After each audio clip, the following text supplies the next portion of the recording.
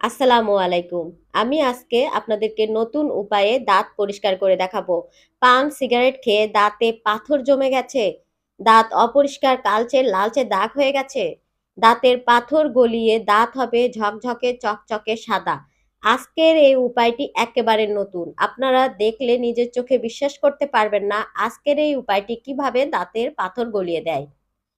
এখানে আমাদের লাগবে হলো টুথপেস্ট। আমি এখানে পেপসোডেন্ট নিয়েছি। আপনারা যে টুথপেস্ট ব্যবহার করেন দাঁতে সেটি এখানে অ্যাড করে দেবেন। এখানে হাফ চা চামচ পরিমাণ আমি টুথপেস্ট নিয়েছি। একবার ব্যবহার করা যাবে এই অনুযায়ী আমি আজকে তৈরি করে দেখাবো। এরপর এর সাথে ২ নাম্বার যেটি অ্যাড করছি সেটি হলো ইনো। ইনো আপনারা যে কোনো দোকানে খুব সহজে পেয়ে যাবেন মাত্র ১০ টাকা। একটা প্যাকেট দিয়ে আপনারা অনেকবার করতে পারবেন। এখানে আমি হাফ চা চামচেরও কম পরিমাণ ইনো অ্যাড করলাম। ইনোর পরিবর্তে আপনারা বেকিং পাউডারও অ্যাড করতে পারেন। এরপর ৩ নাম্বার যেটি অ্যাড করছি সেটা হলো লেবুর রস। এখানে অল্প পরিমাণ লেবুর রস অ্যাড করে দেবেন। টুথপেস্ট, ইনো এবং লেবুর রস এই ৩টি মিশিয়ে ভালোভাবে তৈরি করে নিতে হবে। এটি হলো প্রথম উপায়টি। আমি আজকে আপনাদের সাথে ২টি উপায় শেয়ার করব। যেটি আপনাদের কাছে ভালো লাগবে সেটি আপনারা দাঁতে ব্যবহার করবেন। ২টি উপায়ই খুব সহজ এবং খুব কাজের। এই ৩টি উপকরণ মেশানোর পর আমি নেক্সট কাজটি শুরু করব।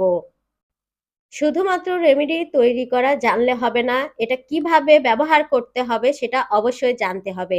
আজকের এই উপায়টি একেবারে নতুন উপায়। এটি খুব সহজে আপনার দাঁতের পাথর গলিয়ে দেবে। এখানে আমি ফয়েল পেপার নিয়েছি। এই ফয়েল পেপার দিয়ে আমি আজকে দাঁত পরিষ্কার করে দেখাবো। যদি ভালো রেজাল্ট পেতে চান তাহলে অবশ্যই পুরোটি ভিডিও জুড়ে থাকবেন। এখানে আমি ফয়েল পেপারের কিছু অংশ কেটে নিচ্ছি।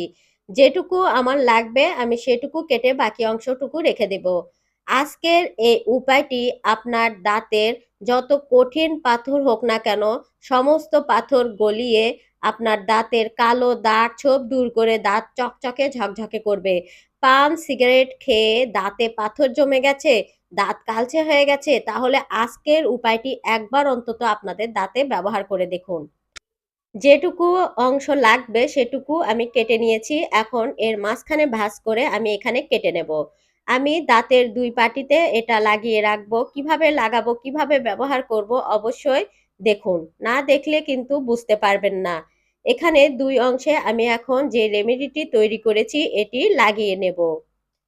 আজকে আমি ২টি উপায় শেয়ার করব। প্রথম উপায়টি তো আপনারা দেখতেই পাচ্ছেন এবং এটি কিভাবে ব্যবহার করবেন সেটা দেখানোর পর আমি লাস্ট উপায়টি আপনাদের সাথে শেয়ার করব।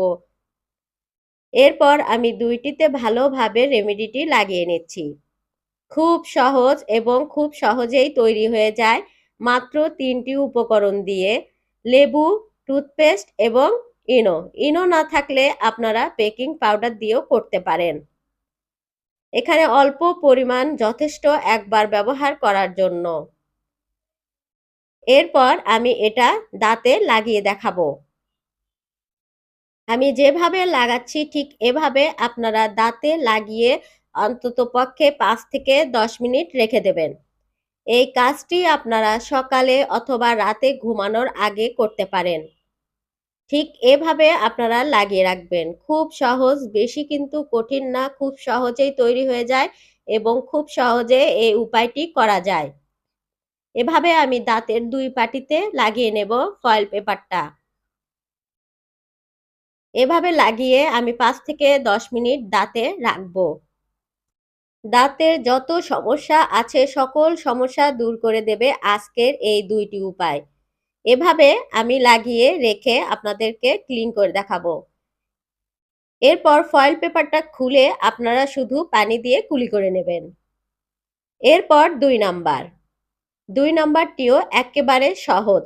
এখানে আমি টুথপেস্ট নিয়েছি হাফ চা চামচেরও কম পরিমাণ। যেহেতু একবার ব্যবহার করব এজন্য অল্প পরিমাণ দিয়ে আমি তৈরি করে দেখাচ্ছি।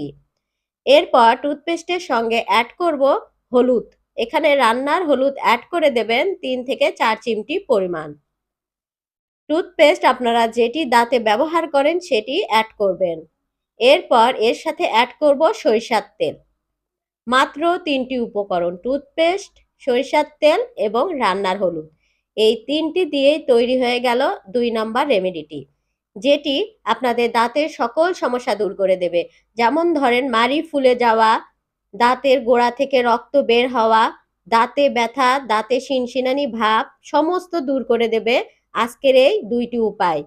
এভাবে ঠিক ব্রাশে নিয়ে আপনারা আপনাদের সুবিধা মতো দিনে একবার এটি দিয়ে দাঁত ব্রাশ করবেন। দেখবেন আপনাদের দাঁতের সকল সমস্যা দূর হয়ে দাঁত হীরের মতো চকচক করছে।